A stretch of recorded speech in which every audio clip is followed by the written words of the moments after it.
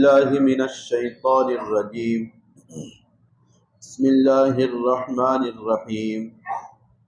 وآتوا اليتامى أموالهم ولا تتبدلوا الخبيث بالطيب ولا تأكلوا أموالهم إلى أموالكم إنه كان حوبا كبيرا. وإن خفتم ألا تقسطوا في اليتامى فانكحوا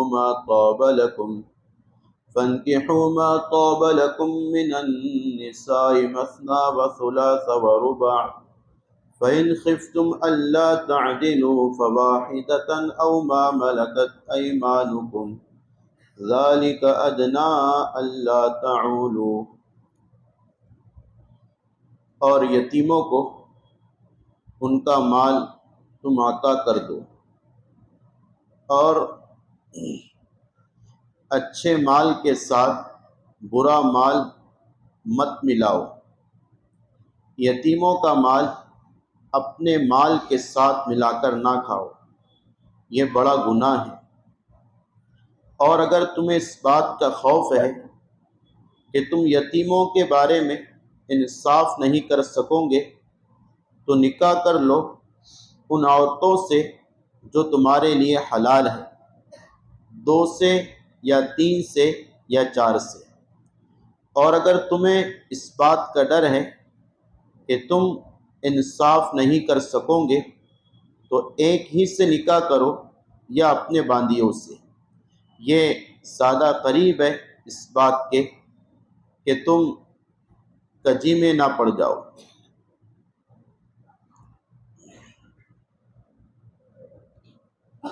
میرے محترم بزرگوں، دوستو، اللہ تعالیٰ نے سورہ نساء میں بہت سے احکامات اور مسائل کو ذکر فرمایا ہے. یہ سورہ نکاح کی دوسری آیت ہے جس میں اللہ تعالیٰ نے یتیموں کے باب میں احکام بیان کی. یتیم بچہ یا بچی اس کو کہتے ہیں جس کے والد کا انتقال ہو گیا ہو بچوں کے بالغ ہونے سے پہلے اسے یتیم کہا جاتا ہے. جس کا باپ نہ ہو اور بیٹا یا بیٹی نابالغ ہو، 15 سال سے کم عمر والے ہو تو ان کو یتیم کہا جاتا ہے. معلوم کیا ہوا؟ یتیمی کا معیار باپ کی وفات ہے.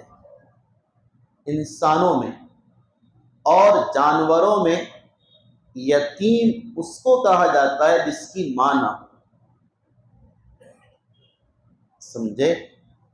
آج کل ہمارے معاشرے میں بھی یہ جانوروں کا رواج آ رہا ہے، جس کی ماں نہیں ہوتی اس کو یتیم بولتے.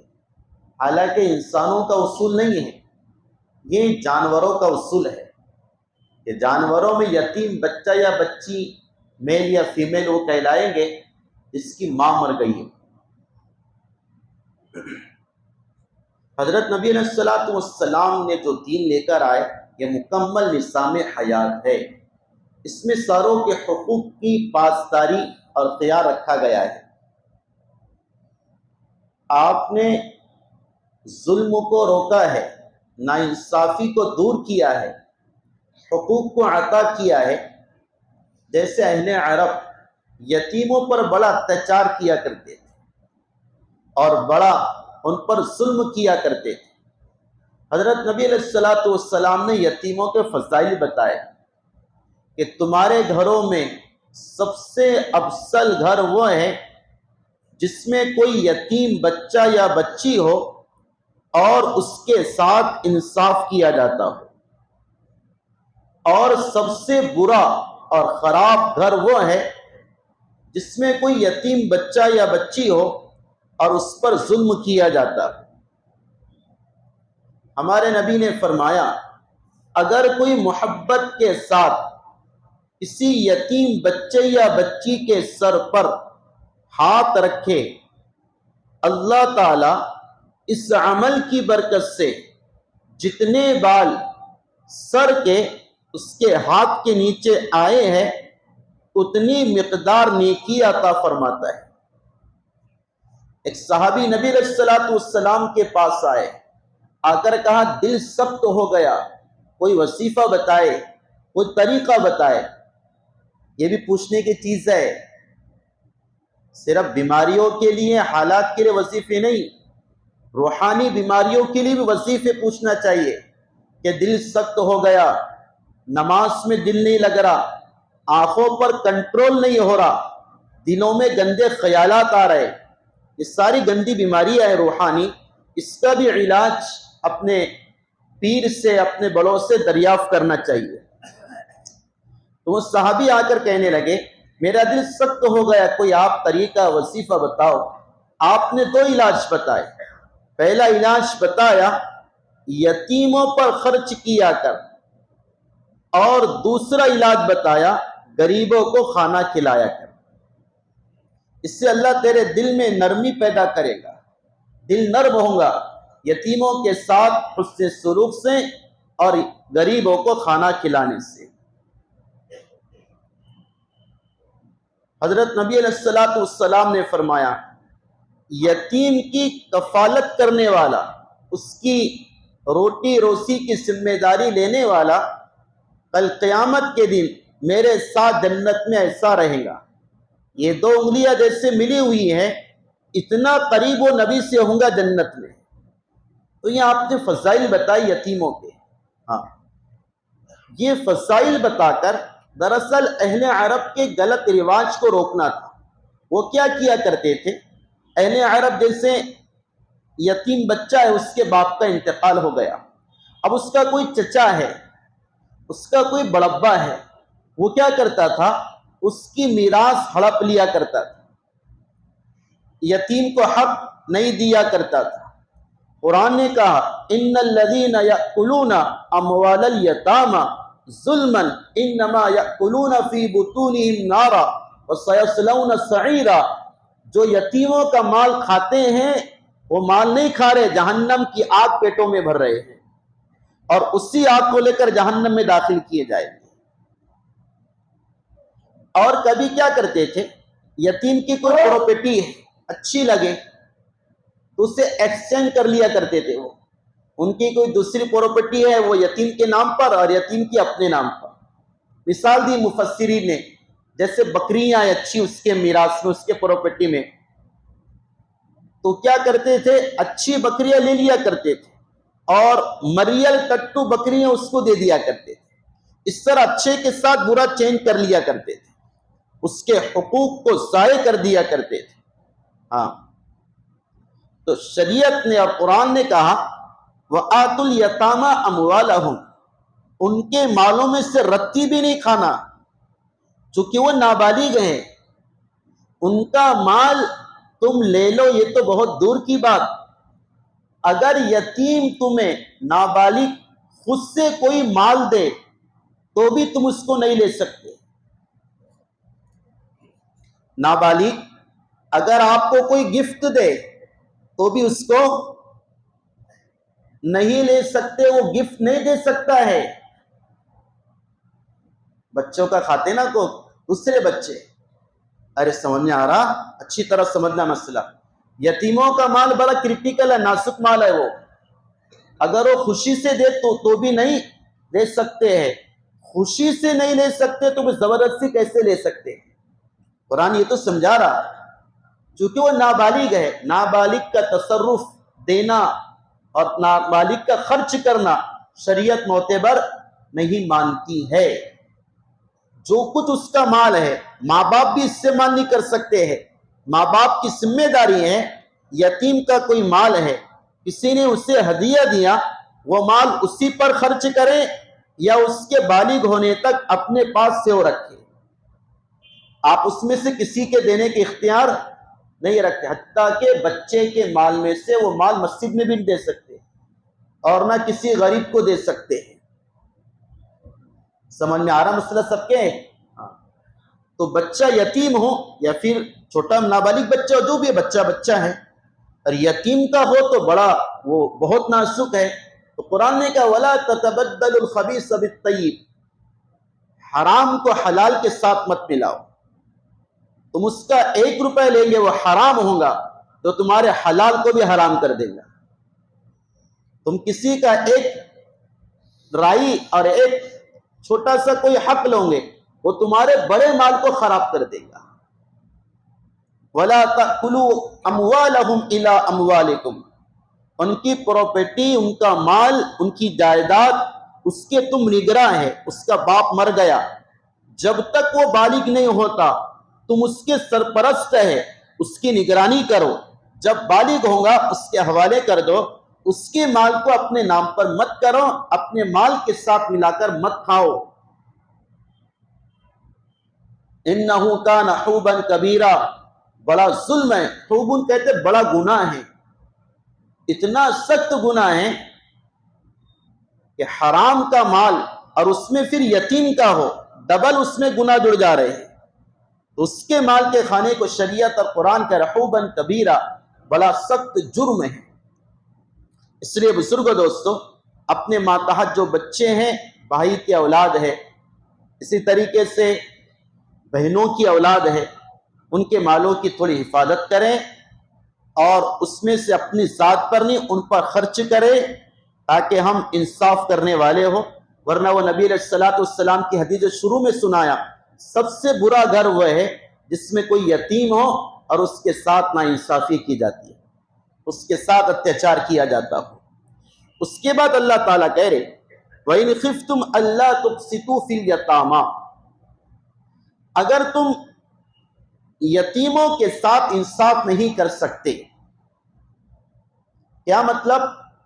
دراصل ایسا ہوا کرتا تھا، جاہلیت کا زمانہ تھا، بھائی کا انتقال ہوا، چچا ہے بچی کا، اب اس نے دیکھا کہ اس کے پاس بہت جائیداد ہے، اس کے باپ کی بچی کے نام پر آئی ہے، بچی کے نام پر، تو وہ جائیداد کو ہڑپ کرنے کے لیے اس سے نکاح کر لیا کرتا تھا، تاکہ جائیداد کسی اور کے پاس نہ جائے۔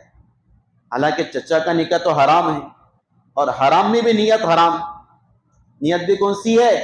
حرام، کہ مال ہڑپنے کے لیے، باقی کوئی اور غرض نہیں ہوا کرتی۔ تو قرآن کہہ رہا ایسا مت کرو، یتیم بچیوں سے نکاح غلط نیت سے مت کرو، کرنا ہے تو ایسا کرو وہ لڑکی تمہارے لیے حلال ہو اور تم اس کے ساتھ حسن سلوک کا ارادہ رکھتے ہو۔ ای بات سمجھ میں؟ اب کون سی لڑکیاں حلال ہیں، کون سی بچیاں، وہ آگے آ رہا ہے، کون سی حرام ہیں وہ آگے آ رہا ہے۔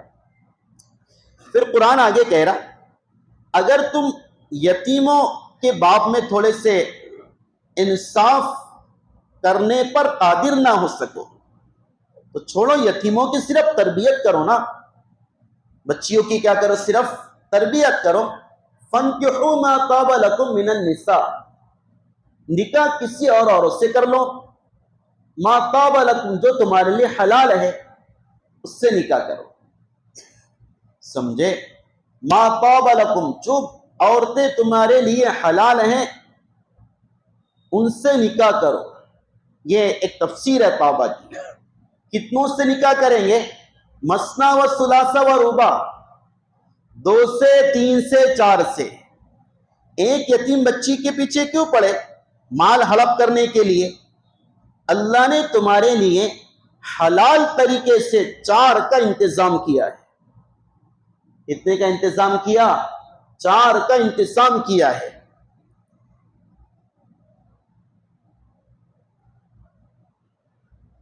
میرے بزرگوں دوستو، یہ تعدد نکاح بہت، یہ مسئلہ بھی جاری ہے، 1 نکاح، 2 نکاح، 3 اور 4، اس کو تعدد نکاح کہتے، 4 نکاح کرنا۔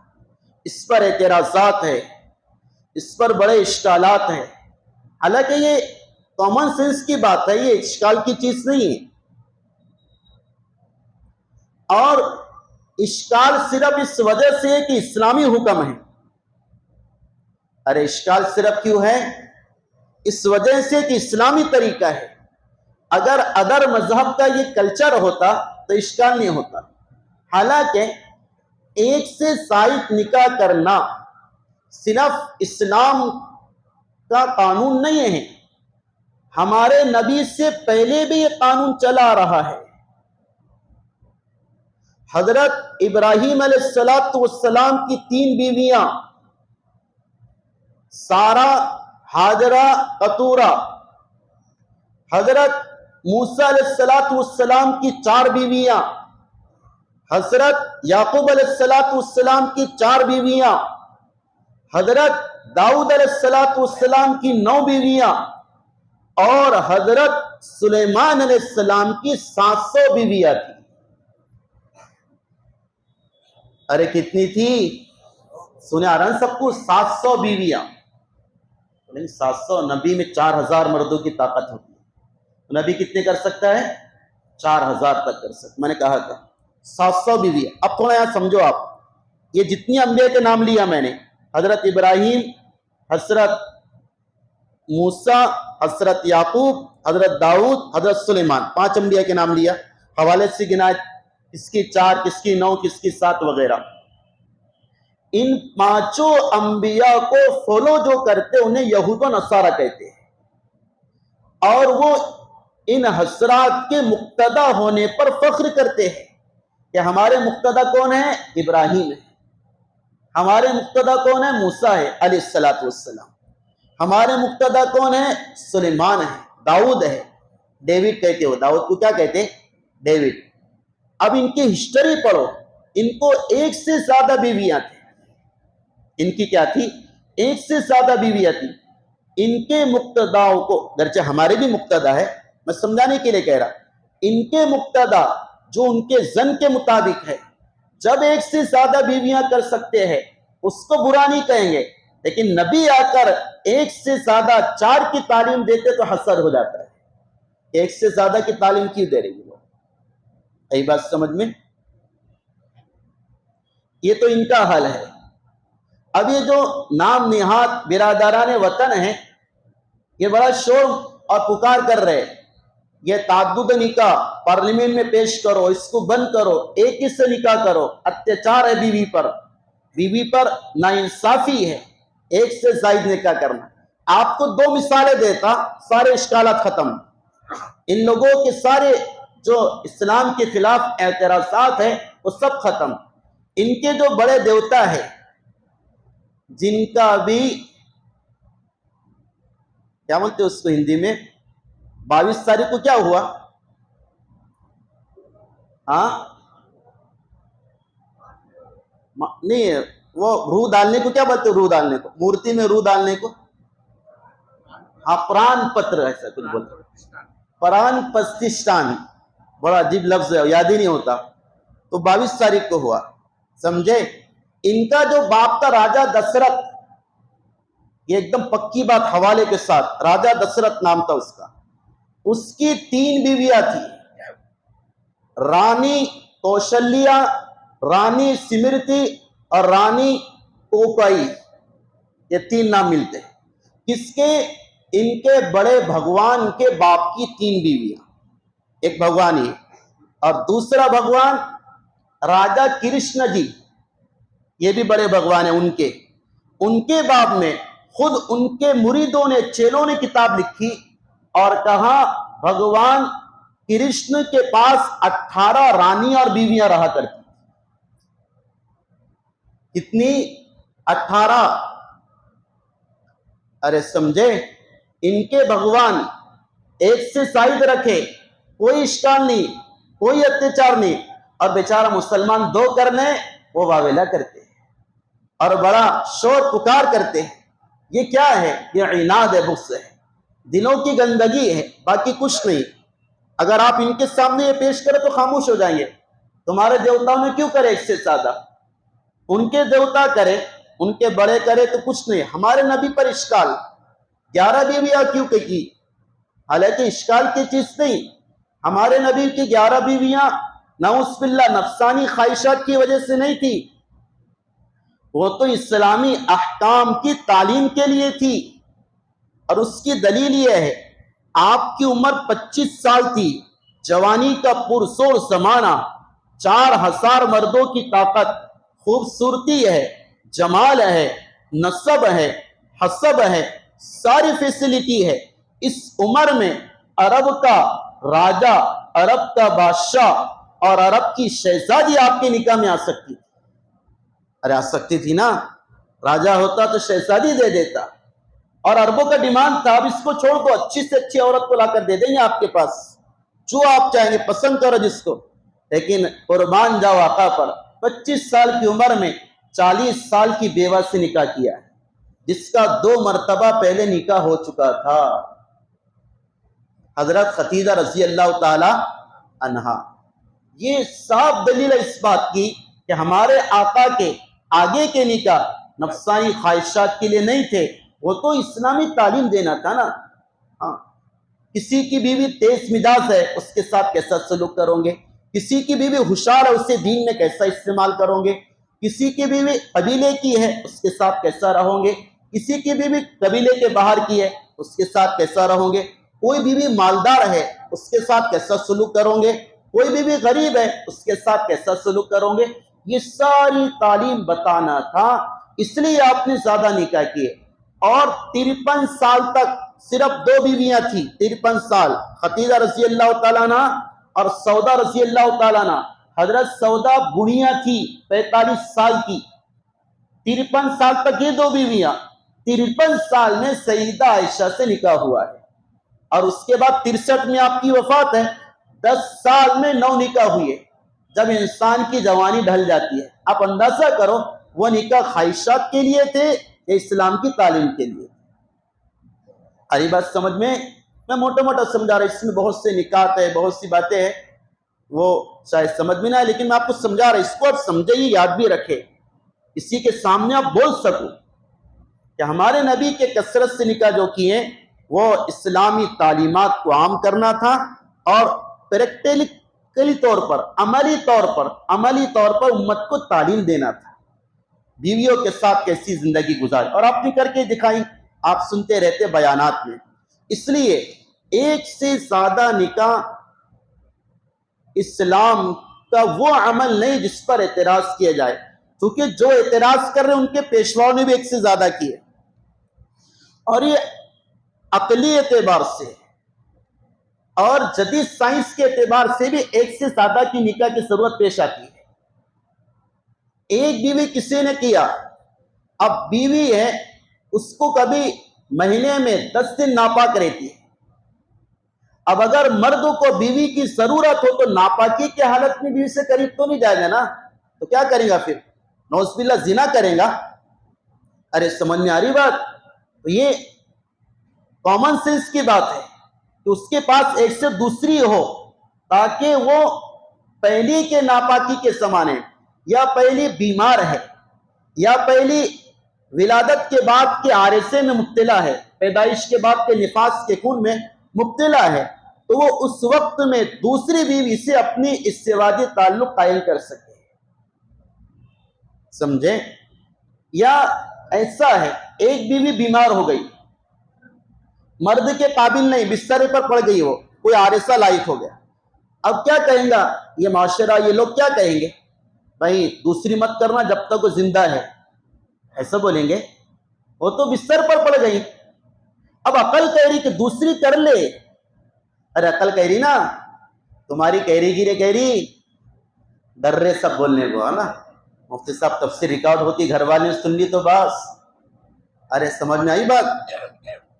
عقل کہہ رہی کہ بھائی وہ جب پڑ گئی، مرد کے لائق نہیں رہی، دوسری کر لی جائے، اور اس کو طلاق مت دو، ورنہ یہ معاشرہ تو دوسرے کو کیا کرو، اس کو طلاق دے دو، چھوڑ دو، اور پھر پہلی کرو، ایسا ہے نہیں، اس کو بھی رکھو آپ، اور پھر ساتھ میں دوسری کی بھی کرو حلال طریقے سے۔ یورپ نے کیا کیا؟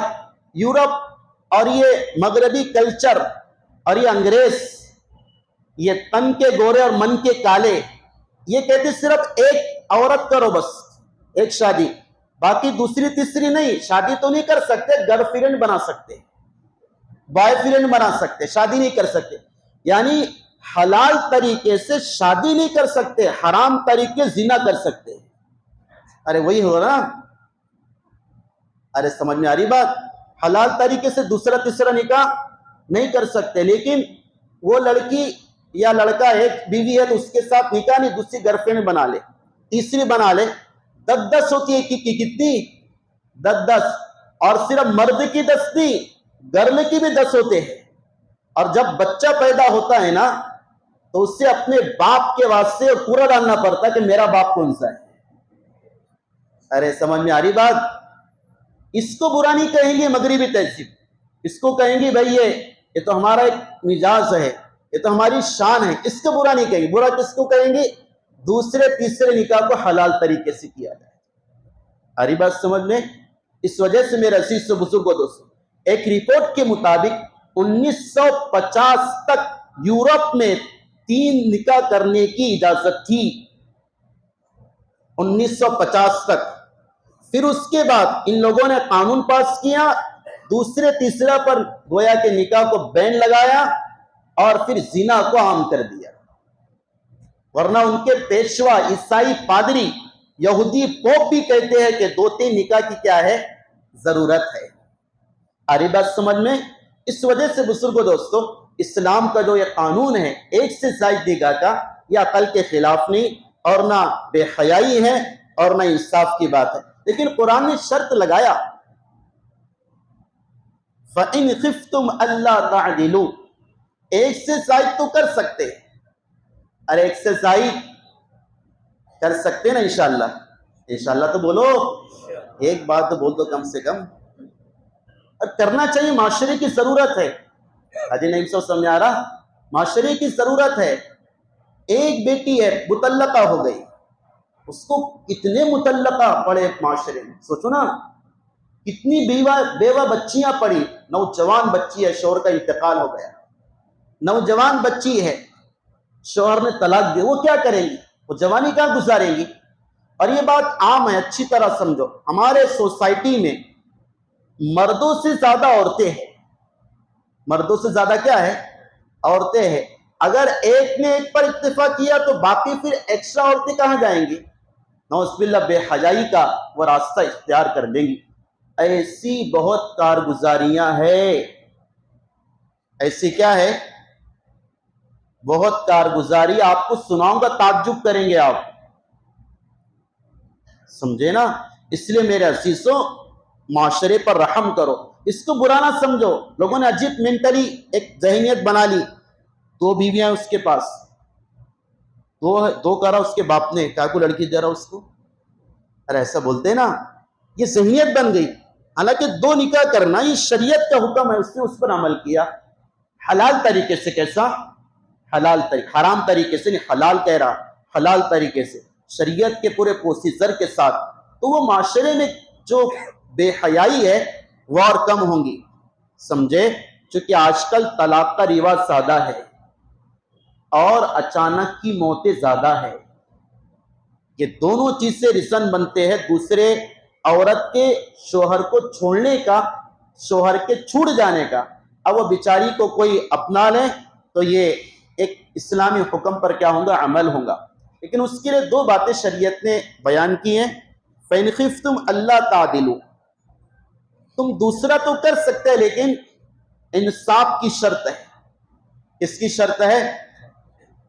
آپ دوسرا نکاح اس وقت کریں گے جب کہ آپ کو آپ کی ذات پر اعتماد ہے۔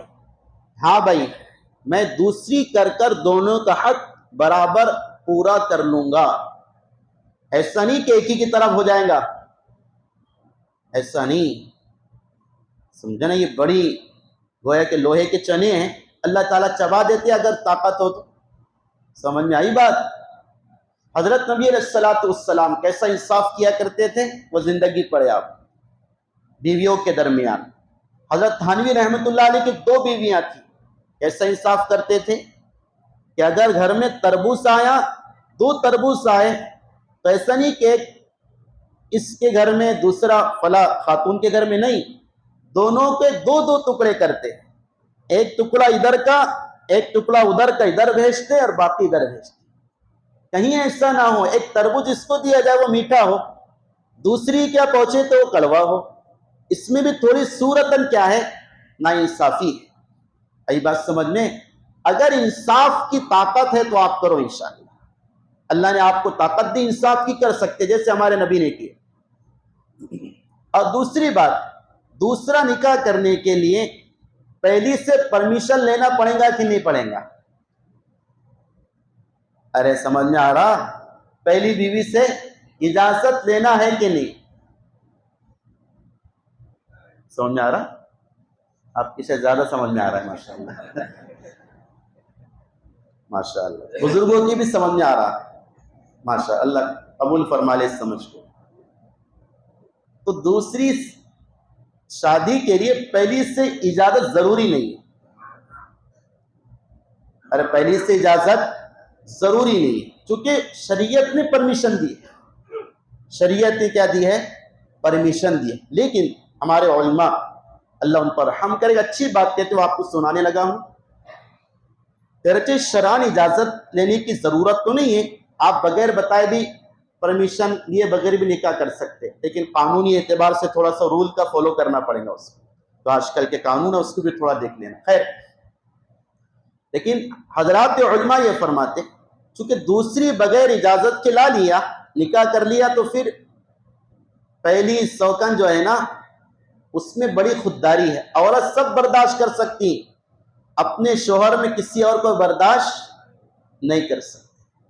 ایک عالم آبادی تقریر کر رہے تھے، ایک بات یاد آ گئی، ایک لطیفہ ہے، سننا اسے۔ اور وہ تقریر کر رہے تھے دوسرے اور تیسرے نکاح پر، اس کی فضیلت بیان کر رہے تھے، سمجھے؟ اب انہوں نے تقریر کی، مستورات میں بات ہو رہی تھی، بات کے بعد ایک خاتون آئی انہیں عالمہ باجی کے پاس اور کان میں آ کر کہا، باجی مبارک ہو، میں تمہارے شوہر کی دوسری بیوی، میں تمہارے شوہر کی دوسری بیوی۔ ان باجی نے 1 گھنٹہ جو تقریر کی تھی نا وہ سارا بھول گئی اور شوہر کے پاس پکڑ کر لے گئی، اس کو ابھی طلاق دو۔ ای بات سمجھ میں؟ تو ایسا ہوتا ہے، عورتوں میں وہ بہت جذبہ ہوتا ہے شوہر کے ساتھ محبت کا، وہ شوہر میں کسی کو برداشت نہیں کرتی، اس لیے فقہا یہ کہتے ہیں آپ کر رہے ہیں تو پہلی کو منا کر، محبت سے سمجھا کر، اطمینان دلا کر، اعتماد میں لا کر آپ اس سے اجازت لے لو، اور پھر کیا کرو، دوسرا نکاح کر لیا جائے۔ اللہ تعالیٰ ان باتوں پر عمل کی توفیق عطا فرمائے۔ قرآن نے وہی کہا ہے، اگر انصاف کر سکتے تو کرو، ورنہ ایک پر اکتفا کرو جیسے چل رہا ہے، اور کسی کا ارادہ ہے تو انشاءاللہ اپنے اندر وہ شمتا پیدا کرے۔ وما علینا الا البلاغ۔